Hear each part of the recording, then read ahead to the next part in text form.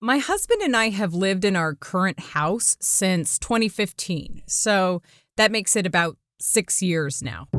And we told ourselves when we moved into this neighborhood that we were going to be good neighbors and we were going to get to know everyone who lived around us. And then we ended up introducing ourselves to one family kind of kitty corner across the street. And then 3 years went by and that family moved away and we basically met no one else. And even though we had never been mean neighbors, we were always giving those friendly waves to people as they passed by and smiling. But honestly, after those 3 years, we realized that despite the smiles, we had really been pretty bad neighbors. We didn't know anybody, and then the idea of going out and meeting them now after these 3 years had gone by was a bit embarrassing. But we decided to suck it up and embrace any deserved humiliation that could potentially come as penance. And we finally made cookies and then we delivered them to the neighbors on our street so that we could introduce ourselves. And as we met them, they would often say, "Oh, did you just move into the neighborhood?" To which we would smile and say, "Yeah, 3 years ago." We are a good example of how not to be a good neighbor. And I think these days it's probably become more common to live life in this kind of a way, to stay home and not really bother to get to know the people around us. And of course, being locked up during the pandemic didn't help that at all. So maybe that's why when a person is not like that, they have a tendency to really stand out among the crowd. Today's story is about one of those people who stood out.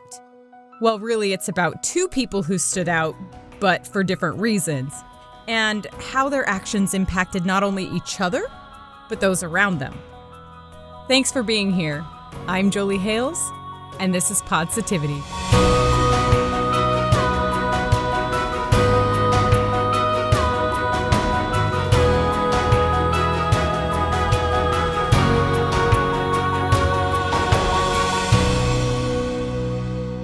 Just a few miles south of Disneyland is this little town called Tustin. 11 square miles, housing around 80,000 residents in mostly middle-class neighborhoods and apartment complexes. An average Orange County city, you could say. About 12 miles inland from the beaches, Tustin is really neither home to the wealthiest in Southern California, but it's also not home to the slums either. And with its small geographical size, when it's compared to its neighbors like Irvine or Santa Ana, it's easy to miss the city's only two exits when you're driving on the 5 freeway. But if you do manage to take a Tustin exit and drive through the town, you might find yourself in Tustin Meadows, a 900-home neighborhood built in a large oval with these offshoot cul-de-sacs lined with these really tall trees surrounding a big green park at its hub. It felt to me when you pulled in this circle like the East Coast because of the very tall green trees. That's Jen. She's lived there since 1998. So it was supposed to be like a 5-year plan house. Built in 1968 as one of the first residential neighborhoods in the area at the time, Tustin Meadows has spent most of its 5+ decades as a tight-knit community, hosting parades, fun runs, and community events pretty much all year long, often for the entire city. And as you may have guessed, what were originally $20,000 average-sized homes in 1968, which is crazy to think about, $20,000 home in Southern California. But these $20,000 homes have now appreciated to modern Southern California home prices of anywhere between $500,000 and even nearing $1 million. And with its residents having bought into the market at all different times, including the lucky ones who bought in early and then they just watched their home value increase by literally more than 2,000%. Yeah! And beyond the financial value, there's this neighborliness about Tustin Meadows, if that's a word. People walk their dogs at sunset, they wave to each other in passing, kids ride their bikes up and down the cul-de-sacs or play basketball at the park. It's what you might picture as the kind of American neighborhood that you would want to raise a family in. And many have. We had no roof on our house July 16th, 1995. That's Liz, another long-term resident of Tustin Meadows. She and her husband, Don, moved into a major fixer-upper in 1995 when Liz was pregnant with her daughter. We had a torrential downpour. It was raining inside my house. We had new carpeting, we had new paint, we had new drywall, and I woke up going, oh, darn it. And flying out of bed, and my husband gets out of bed, and we go running outside, and we're like, oh my gosh. And we grab whatever tarps we had, and he's up on a ladder trying to throw tarps over the rafters. It was 1 a.m, super dark, super stormy, and Don and Liz thought their entire house with all their hard work would inevitably be destroyed in this massive storm. That's until their neighbors started showing up at the house from 2 blocks around, additional tarps in hand. And we had probably 14 people climbing all over the roof of our house to get our house covered before the whole interior got ruined in the middle of the night. It was ridiculous. It saved the house. Without the help of the neighbors they didn't even really know yet, they pretty much would have been left homeless overnight. That pretty much cemented the deal for us as far as this being a real community, a real neighborhood, people actually caring about one another. Not some strangers just driving by and driving into the driveway and closing their door and not even acknowledging people. But if you would have walked through Tustin Meadows in those days, one person in particular would have caught your eye. Someone who, shall we say, stood out. He was always in his garage with the door open, sitting in his lawn chair at the top of the driveway, usually drinking a beer, talking to anybody who would stop and talk to him. Bruno Allegrini, a perpetually single retired Boeing engineer who had immigrated to the United States from Italy younger in life, the original owner of his 1968 house on Westfall Road. While much of the neighborhood was doing what suburban families do, like having barbecues on the weekends and going to work during the week, Bruno spent most of his waking hours sitting in front of his open garage, wearing nothing but shorts so small that crammed under his tan belly and hairy chest, it looked like he wasn't wearing anything at all. What little hair he had left on the sides of his head had lightened with his more than 80 years of age, and he just sat on this beat-up old lawn chair watching people pass by his house for hours and hours and hours, all the time. Some neighbors, like Don and Liz, who lived directly across the street, were happy to exchange a friendly hello or hear a quick story told through Bruno's Italian accent. When he found out it was our anniversary, he asked us to come on over, and he was going to open a bottle of champagne. And he did, but the champagne was so old that it was flat when he opened the bottle, and we're sitting there sipping, and Don and I are looking at each other going, but it was sweet. We didn't want to hurt his feelings because he was just a sweet gesture. He just wanted to, give us a toast. But others in the neighborhood had had run-ins with Bruno that hadn't been so pleasant.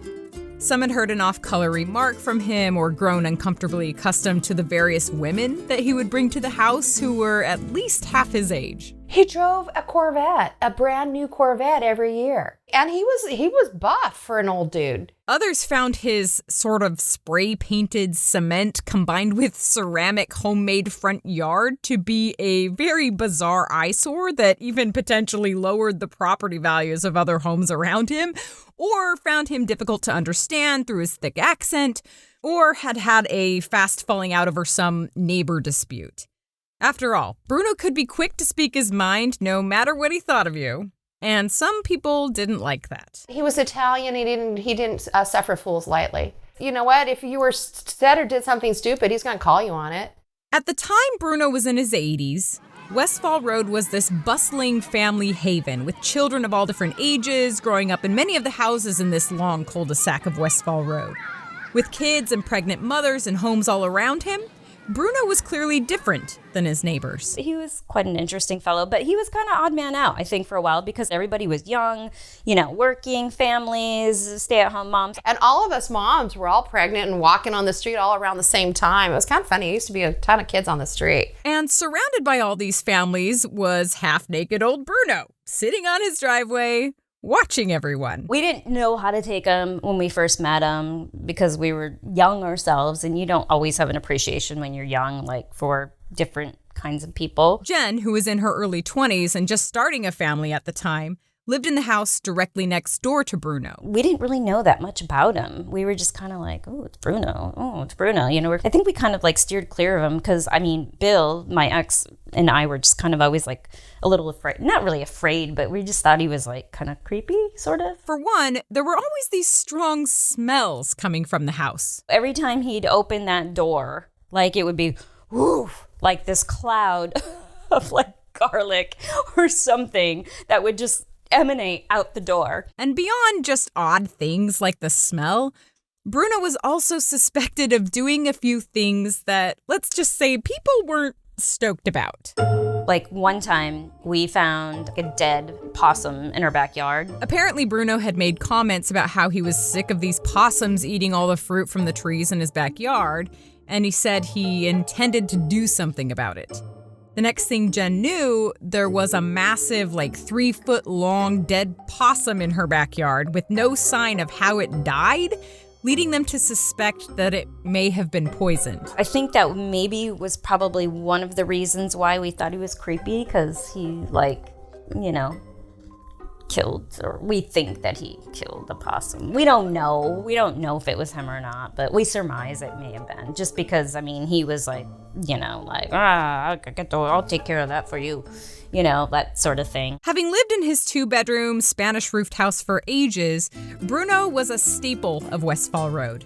Every neighbor knew he was there, and most neighbors were most comfortable keeping their distance from his watchful gaze. But if you did get the chance to get close enough to Bruno, you would have noticed him looking at you with these piercing blue eyes that stood out in stark contrast to his tan, leathering Italian skin.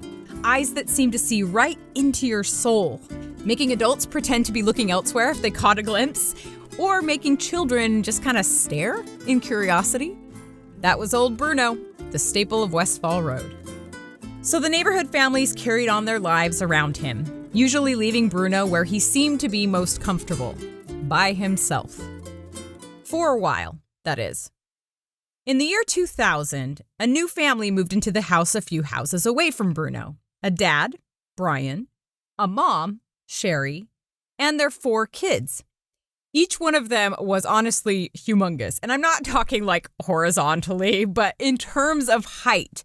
Towering at 6 feet 8 inches with his wife at 6'1", Brian's family was this gaggle of athletes. And by the way, the word gaggle is really fun to say. You should use it sometime. We both played basketball. That's Brian. But all of our kids have played volleyball. At the time they moved into the neighborhood, Sherry had this full-time law career while Brian worked part-time, and he also stayed home with the kids, which allowed him some time to basically stick around in the neighborhood. And it allowed him a lot of time to notice the tan Italian octogenarian sitting on the driveway a few doors down. I had observed Bruno a few times just hanging out, doing yard work and that in his front yard, but I never had crossed paths with him. Usually when I would see him, I would observe him from, my vehicle as I was driving home or driving out. From the moment Brian moved in, his more than 6.5 feet of charity incarnate sort of made him this ambassador-like figure in the neighborhood. People who know him have told me that he easily made friends with everyone and did so completely out of the genuine belief that people are each individually important and honestly worth knowing. And he wasn't just someone to wave to. He was someone who would come and help you move a washing machine, lend you tools, or let your kids borrow toys. There were even stories of kids that would just wander into his house and play with the toys in the living room, and they would see the kid just there, and they were totally fine to smile and call the parents and let them know where they were. He would offer to give you a ride somewhere or just sit and listen to you talk about, let's say, the crazy drama with that one weird uncle that you have or something. He's just one of those people who naturally cares about others. Oh, when we bought the washer and dryer, Dawn needed somebody's help. And I said, call Brian. I go, he'll help you. He goes, I don't want to back. I said, sweetie, call Brian. He'll help you. And I said, and if he can't, he'll bring a truckload of people who can. He will. You've helped him so often. He's more than happy. He's the kind of person. When I asked Brian what living in Tustin Meadows was like, he spoke for a solid 10 minutes about how amazing everyone else who lived there was. The Vo family, they were awesome. I love the Vo family. Not long after moving into Tustin Meadows, Brian would sometimes walk down the street to help a quadriplegic neighbor get ready for the day if there was an occasion where the caretaker couldn't be there or something. On one such morning, Brian stepped out of his house to head over and help this friend, and he had only made it a few houses down the street when he stopped.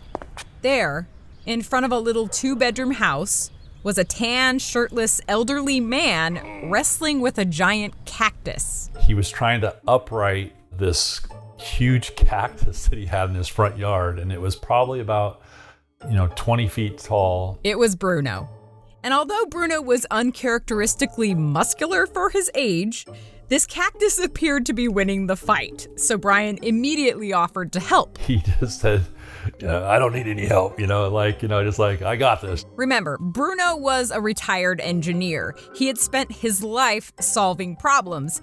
He didn't need someone else stepping on his toes, even if it meant death by cactus. I'm like, well, I'm going to help you anyways, because I observed what he was trying to do. He really needed an extra set of hands. So Brian stepped in and was able to hold the cactus in place while Bruno secured the wire setup he had engineered for this giant prickly plant. That was actually the first time I ever had spoken to him and interacted with him directly, but was just trying to help him out. It wasn't a long interaction. It was just like, here, let me help you. But it was enough to kind of start the relationship with Bruno from that point on. Bruno didn't shower Brian with thanks for this help with the cactus. On the contrary, Brian can't actually remember if Bruno said anything to him at all, maybe a grunt or something. But whether or not Bruno initially was ready to welcome it, Brian was then determined to get to know this neighbor of his. This neighbor everyone knew about, but nobody really seemed to actually know. There were just many times where Bruno was just sitting out in the garage. I just walk over there and he had another old crappy fold-up chair, that I just unfold and set it up right next to his and just sit down and, shoot the breeze with him and just like, how's it going? What's going on? And then that's where it just kind of just built more of a relationship with him and just asking questions, about him. Like, who is he? What's he about? And as days became weeks, which became months, Bruno didn't ever yell Brian off the property or feed him possum poison, thank goodness, which was a good sign. In fact, Brian suspected, although Bruno would always try to kind of hide it, he actually appreciated this new friendship. It got to the point where I was almost going over there daily just to check on him. How are you doing? You need anything? And he liked the company too. Sometimes it was a 10-minute visit. Sometimes it could be, a couple-hour visit. Just depends on what was going on in his life and what was going on in, our life. And to give you a bigger picture, let me tell you more about Brian. So Brian grew up in Prescott, Arizona, which is this retirement community about 100 miles north of Phoenix. And it's said to be known for its historic Whiskey Row of bars and music venues, but I think more people just know it as the retirement community north of Phoenix. And just to give you an idea, Prescott is 4 times Tustin's geographical size, but contains half of Tustin's population. So you could almost say people were a little more spread out when Brian was growing up. I say almost because Brian is the middle child of, and you're seriously not going to believe this, 14 children. I have 11 sisters and I got 2 brothers, same parents, no twins. I almost fell over when he told me that. I called home last week and my dad thought I was still downstairs. He didn't realize I'd moved out of the house yet, so just kidding, that's an old joke. And Brian's parents, let's be honest, bless them both with 1,000 blessings, raised their 14 children. Okay, I can't say that with a straight face. That is so mind-blowing to me. 14 children! Okay, anyway, they raised all of these children to believe in the importance of kindness, that there's this power in helping other people. Even if it's just a little thing, just when you take a little bit of time and effort to help someone, even though they might not communicate it well or express appreciation, it still makes you feel good inside that you know that you're doing something good to help them out. And not only was that a philosophy Brian had always lived by, but this actually wasn't the first time he had befriended an elderly gentleman. As a teenager growing up in an Arizona retirement community, Brian was surrounded by the elderly. In fact, one particular man in his 80s ended up becoming his best friend. The man's name was Marlo. There wasn't a lot to do sometimes, and so I'd just go hang out with Marlo. He'd be out in his garage every afternoon building his little models that he'd build. Marlo was a fun, interesting guy. And as a teenage kid, I'd love to ask him questions, and I think he liked the company. So we were a good pair. So years later, when he was living in Tustin Meadows, befriending the elderly man down the street didn't really seem foreign to him at all. I was very comfortable around older people. And so when I met Bruno, to me, it was almost hanging out with Marlo again. And over time, Brian started to get a lot out of this friendship with Bruno. He was funny. He's just kind of a fun guy to hang around. And I was always I like to listen to his stories too that he, had to tell. He loved gardening. I loved gardening. So he would always show me, different things around his yard that I could relate to, So we found those connections and just built the relationship from there. He learned more and more about Bruno as Bruno opened up more and more. He learned that until his knees had made it impossible, Bruno had loved to dance. His whole life had apparently been spent dancing. So many evenings he went out dancing, or he even taught dance classes, all different types of dance, line dancing, salsa, you name it, apparently he did it. In fact, Brian eventually saw that the front living room area of Bruno's house had been converted into a dance studio, hard floors and all. He also learned Bruno's weakness for nice shoes, expensive cars, although he couldn't drive them anymore in his 80s. And as you would guess by the constant cycle of visitors over the years, his other weakness was women. He did like the ladies, and the ladies liked him. I know sometimes he would say some things that my wife would probably cringe at a little bit, but it was Bruno. It's like, I won't make any excuses, but that's who he was. Bruno was Bruno. You're not going to change someone when they live their whole life a certain way. But despite his love for the ladies, Bruno never married. And as far as Brian knew, he had always lived alone. But when Brian introduced his family to Bruno, he could see love for them in his piercing blue eyes. He would do anything for our kids. Like anytime we came over, Bruno would stock his freezer with not just like the half pint, ice creams, but he'd buy those big gallon size tubs of ice cream, and his freezer would be packed with as many tubs of those ice creams that he could put in there.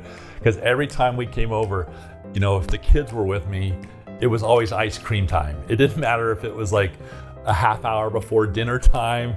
Bruno would insist that the kids have ice cream. When Brian's kids drew pictures for Bruno, Bruno used this kind of steel tape to make frames for the pictures, and then he hung them in his garage. They just started treating him like a member of the family.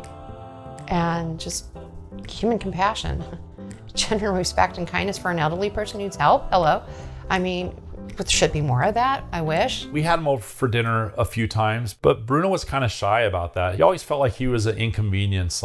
I sense that. I don't know if he felt that a little bit, but it seemed like he would come over, but then he would want to leave as soon as possible. But that's fine. And while Gruff Bruno always stayed Gruff Bruno, there was a softness to him that Brian saw on more than one occasion. The line Bruno would always tell me, I'm not going to do it justice here, but he's like, Brian, you have such a beautiful family. It's like, and I'm not doing justice to it, but he always say, you're such a beautiful family.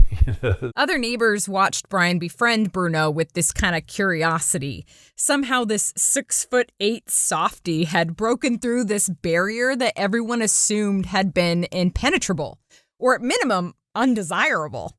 They occasionally asked questions to Brian about Bruno, and Brian tried to help them understand who was really behind this hardened exterior. I think Bruno kind of came across a little rough sometimes, and I think it turned a lot of people off.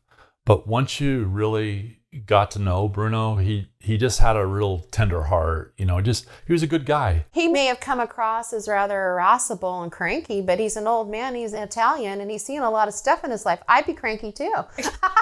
As the years went by, Jen, Bruno's next door neighbor, got used to seeing Brian at Bruno's house, checking in on Bruno and making sure that he was doing all right. Brian he's a very calm person. And I think Brian also has a lot of tolerance and patience for people who are different than himself. And I just think he was in that space to know that Bruno needed help and was intuitive enough to be able to extend himself, despite the fact that Brian's got like 4 or 5 kids and, is juggling work and family and stuff like that. But he was always after that very much over here, like every day. And I don't know what he did. Like, we just kept seeing him come and go, and we never thought anything of it, except that's nice. It's great that he's checking on him. Bruno always just made you feel welcome. There's times he did have his bad days too, when he was a little grumpy. I'd just be like, hey, Bruno, you're not having a good day today. I'll come back and see you tomorrow. And the next day he'd be like, I'm sorry. I'm like, it's all good, Bruno. After seeing Brian spend so much time looking out for Bruno, a few other neighbors began to kind of warm up to Bruno a bit more. I think over the years, he kind of grew on us. Jen had just installed a new fountain in her yard, and when Bruno saw it, he immediately wanted one of his own. I think he had lost his license. He had this like fancy sport car too, and he couldn't drive it anymore. So anyways, he's like, you take me to go get the fountain. And I said, yeah, I can take you, I'll drive you. So I, brought him in the car and took him, and he bought his fountain. That was the most Jen and Bruno had ever spoken. We tried to have a conversation in the car, but again, it was broken English. But he's nice, he's sweet. I think he's just misunderstood. He was like the old guy, like, ah. About 8-ish or so years after Brian moved into the neighborhood, when Bruno was in his early 90s at this point, Brian's work in healthcare staffing took him out of town for a few days. And when he came home, he noticed that Bruno's garage door was shut, which was odd. I came home and I asked my wife, Sherry, if she had observed Bruno being out in the garage at all the last couple days that I was gone. And she said no. And I had driven by Bruno's garage was like open almost daily. Even if he was, not sitting out in the garage, usually he would leave the garage door open most of the time. Brian immediately thought that was strange. After all these years of knowing Bruno, a closed garage for a few days in a row was definitely suspicious. I went over and I knocked on the door and rang the doorbell. But Bruno, at this, this is when he was a little bit older and his hearing sometimes wasn't always the best. And so I thought, maybe he can't hear, or maybe he's out in the backyard. And I looked over the fence to see if he was working in the garden. An easy feat when you're 6'8". And I didn't observe him in the backyard.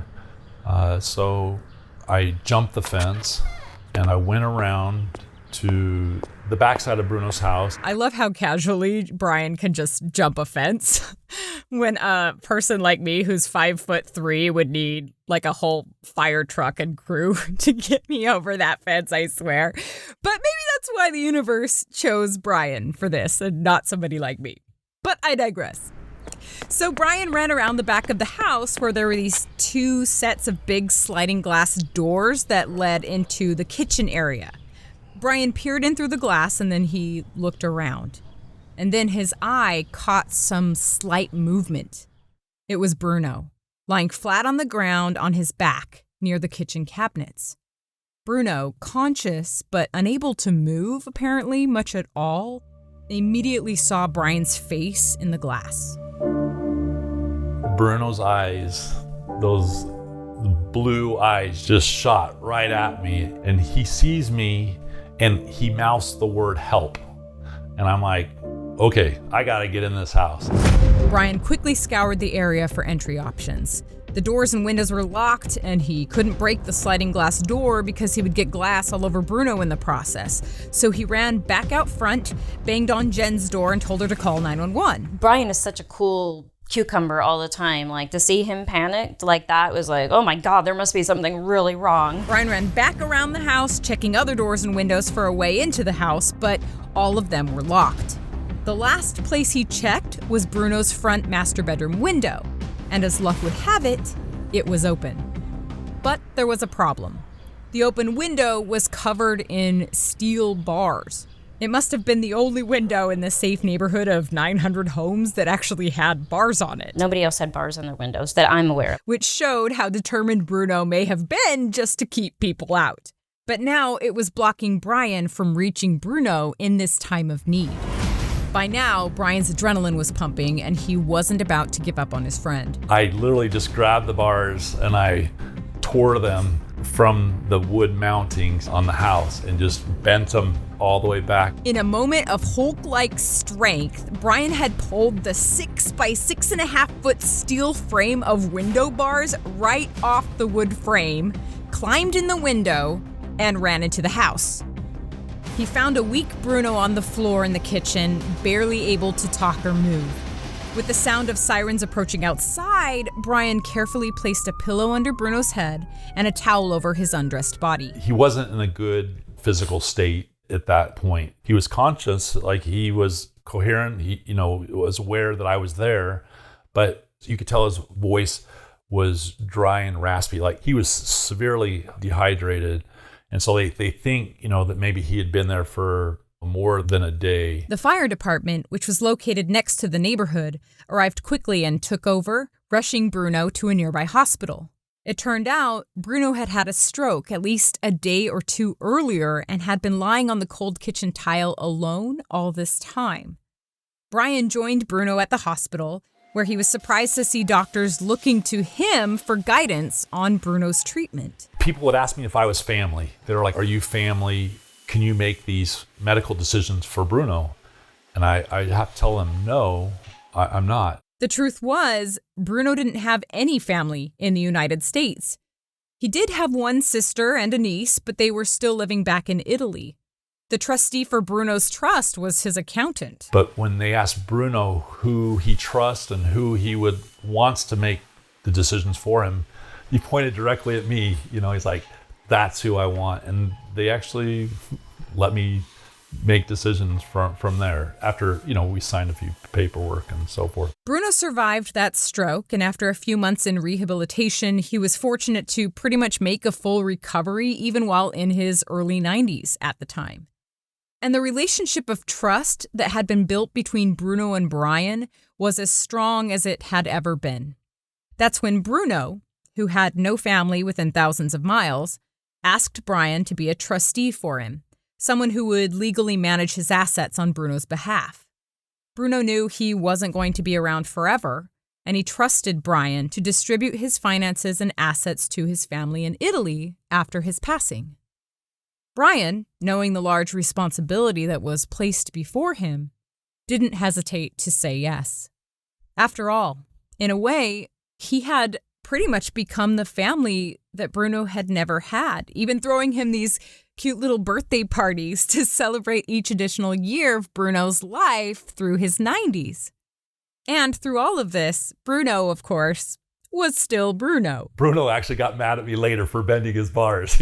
So he actually wanted me to pay to have a what do you call those, the steel worker guys to fix it. I'm like, Bruno, I helped save your life a little bit, bud. You could show a little bit of appreciation. But that was Bruno. That's the kind of personality he had. Even after recovering from the stroke, age did begin to catch up with Bruno, and his body basically weakened more with each passing year.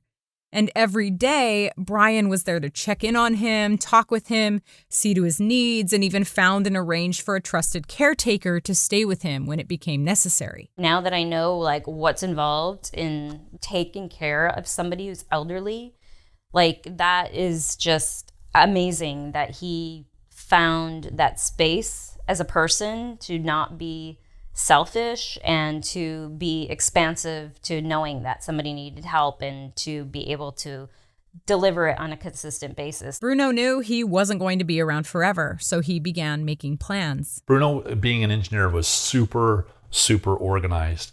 I mean, he had everything just written out. You've never seen anyone's like address book be so precise and organized and structured. All of his finances and everything were just super structured.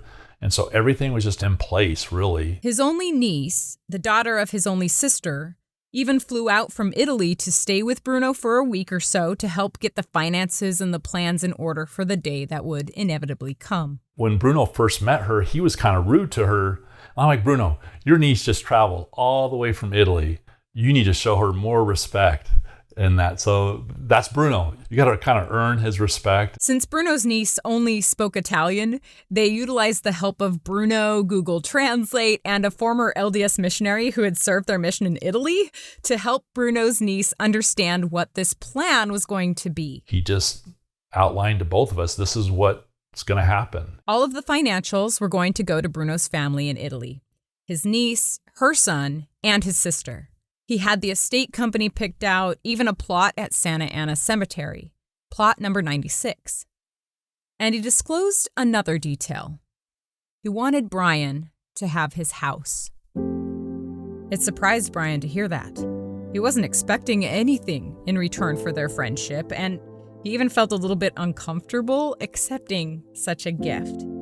But he could see in Bruno's piercing blue eyes that he wanted to give his home to his friend. It was a nice gesture. Like with Bruno, I never asked for anything. I just was trying to be a good friend to him. And he just made it clear, like he always did. He wanted me just to follow what guidance and direction that he gave me. So he just made it clear, like, Brian, he's like, I want all of my assets to go to my family.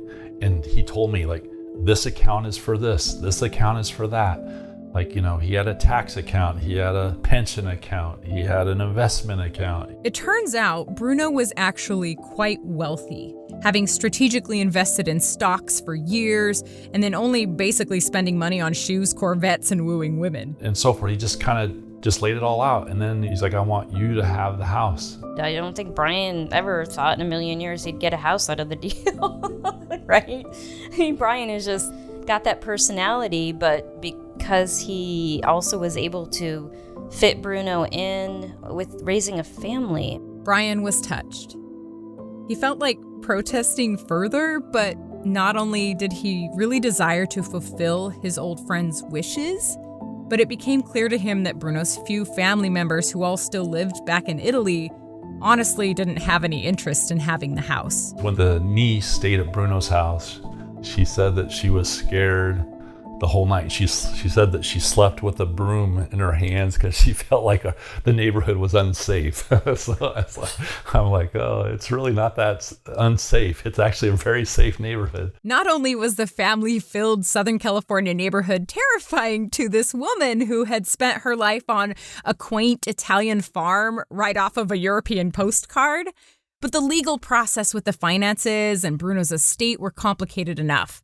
Brian felt like Bruno's family was actually happy to let the last tie to this unsafe place go. And I don't think the niece ever gave them any kind of difficulty. She says, yes, my uncle has shared with me what you've done. You deserve the house. Take the house. I mean, she's in Italy. She didn't need the house. And eventually, other neighbors did find out about this gift that had been bestowed upon Brian. I think everybody was surprised when we found out about that. We were like, wow, that's pretty amazing. Everyone I've spoken to who knew Brian and Bruno had nothing but positive things to say about the gesture. Just kind of an interesting twist of the story. Well, here's your house in Southern California. That's a pretty significant gift. They were given this house because of what they did for him. Then, by God, they deserve it. They earned it. Over time, Bruno's garage opened less and less. His old lawn chair sat empty, and Bruno spent more and more of his time in bed, tired, and knowing his living days were numbered. We used to joke a lot. Bruno believed in an afterlife, but Bruno was Catholic. And Brian was a member of the Church of Jesus Christ of Latter-day Saints, or LDS for short. I always would joke with Bruno, I'm like, Bruno, just in case, if you get to the other side and if some missionaries come talk to you, just please promise me you'll be receptive, of their message, And I told him if I have it all wrong and the Catholic Church is the right faith, I'm like, Bruno, you better come find me, and help me out.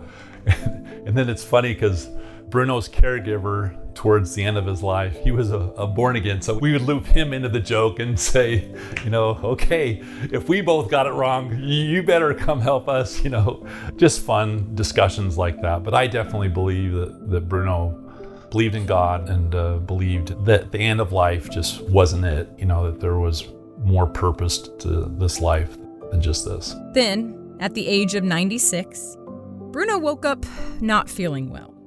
So Brian and his caretaker called the paramedics to take Bruno to the hospital. Just like before, Brian joined his friend at the hospital, watching over him as he had for so many years. After spending time hearing the beep of this heart monitor in the background, Brian left the hospital to attend his daughter's elementary school play. And afterwards, I got a call just saying that Bruno had passed.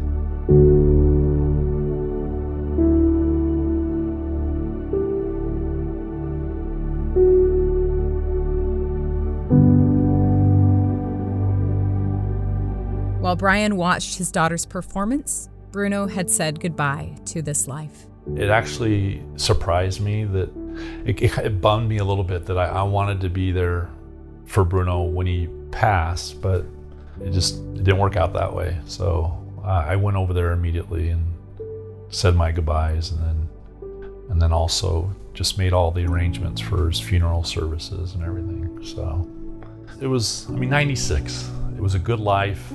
He fought the fight, but it was time. Brian saw to the funeral arrangements based on Bruno's wishes. It was small. It was the good neighbors of our neighborhood, and that was about it. With the little family he had far overseas, and the few old friends Bruno had had in life already long gone, only Brian and a couple dozen people from Tustin Meadows gathered at the Santa Ana Cemetery to say goodbye to Bruno.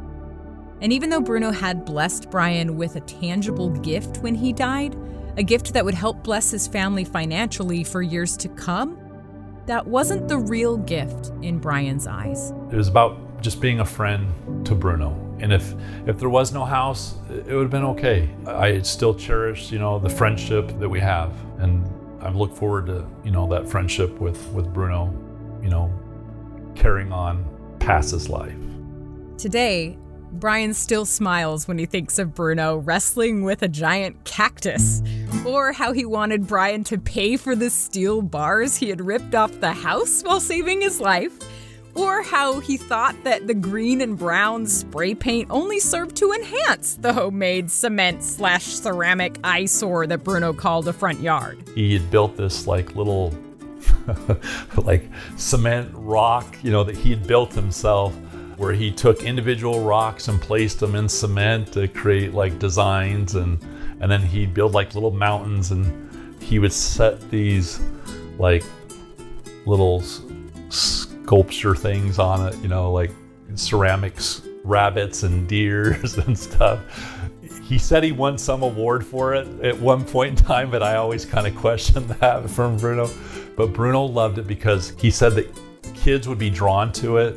And I think Bruno just enjoyed just seeing them find a little pleasure in climbing on the rocks and stuff like that. But I told Bruno, I'm like, Bruno, just so you know, I'm going to rip that whole thing out when you're gone. And I'm going to put in a nice grass there. And he's like, I don't care, I'll be gone. Bruno's front sculptures were almost as impressionable on the neighborhood as he was. He would ask us, how do you like my garden? Not wanting to hurt Bruno's feelings, but not wanting to lie to him either, Liz and Dawn would pick out the one ceramic statue that they liked, this statue of two intertwined cockatoos, because it used to remind them of the umbrella-crested cockatoo that they had had when they were first married. And we go, our favorite part of your garden is your birds. And after Bruno died, Brian did as he promised Bruno, replacing the front slabs of spray-painted cement and ceramics with a lush green lawn, But he didn't just do it haphazardly. He surgically removed the bird statue and he gave it to us, which I thought was super sweet. And I'm so careful with that statue that I stood it up against the house with rocks all around the base so it can't get knocked over. Because it means a lot to me. It means a lot to Dawn, and I think about Bruno every time I see it, and which is daily. I asked Brian how his friendship with Bruno had helped shape his perspective. I think that, just getting to know your neighbors, it's important. Just that's where you live, and you should know who your neighbors are. And I feel like if you ever want to get to know your neighbors, you just get out in your front yard and do some gardening. And I guarantee you that as people go by, they're going to stop and it's going to open up conversations. And it's a great way to know your neighbors. Especially if you're trying to plant a giant cactus. And one more thing, since most of these early podcast episodes are pretty much pulled from my own circle of family and friends experiences, because that's who I have access to, I should probably tell you how I came across this story. I actually know Brian because he's my landlord, which means that my husband, toddler, 2 dogs, and I actually live in Bruno's old house, which is, by the way, still decorated with that old 1968 tile floor. I actually wrote this story in the second bedroom of the house. I interviewed people in the now carpeted room that was once Bruno's dance studio. His old license plate and name placard are actually hanging in my garage. And I'm recording this right now from Bruno's master bedroom closet, which has become my impromptu and very professional podcasting studio. Jen, Liz, and Dawn are some of those neighbors that my husband and I finally got to know after living like recluses for 3 years in this neighborhood, and they are awesome humans, and we definitely kick ourselves for not getting to know them sooner. When we first rented this house, Brian and his family actually still lived a few houses down the street, and as soon as you met them, you knew exactly what kind of people they were. They were the kind who would give you the shirt off their backs. I mean, it wasn't until later that we learned about how he actually came to own this house, and while it was a bit of a surprise to hear what had happened just because the circumstances were so unique, it really wasn't a surprise that it had happened to Brian. Brian and Sherry probably represent the best part of that human nature, that best part of being a human being. Treating people with compassion and respect and decency, and not treating them like a stupid old man and pushing them to the side. Everywhere you go, there's good people. And just if you take the time to get to know them, again, it enriches your life. And, I think it makes you a better person when you see the good qualities, that other people have. I've mentioned this before, but I started this podcast project because I keep feeling like we could all use a bit more hope, a bit more reminders of the good moments and the good people in our lives. People just like Brian and Sherry and the countless others who are out there doing good all around us without seeking a reward or even probably getting much attention at all. So if you have a story or experience that's about kindness or hope, forgiveness, or just something all around uplifting and you'd be willing to share your story, please go to the Podsitivity Facebook page and fill out the Google form listed there. I really believe that uplifting moments happen a lot more than we realize. They just don't get a lot of attention. They don't really get a spotlight very often. And I'd like to remedy that if it's even possible. And as for your classic podcast sign-off, if you do want to help spread the word, please tell a friend about us. You can find Podsitivity on Google Podcasts, Spotify, Apple Podcasts, Amazon, Facebook, and YouTube. And on Facebook and YouTube, you can actually see pictures that go along with each story. And we also do have a Patreon, so if you sign up for that, it helps us pay for things like music rights and platform fees, which is always helpful. And if you sign up for that, you'll get the future episodes a couple days earlier. And of course, you will get a lot of gratitude from me and my family. And with that, just know that I appreciate you. Without you, this would be completely pointless. This is Podsitivity. I'm Jolie Hales, and always remember, you're worth more than you know.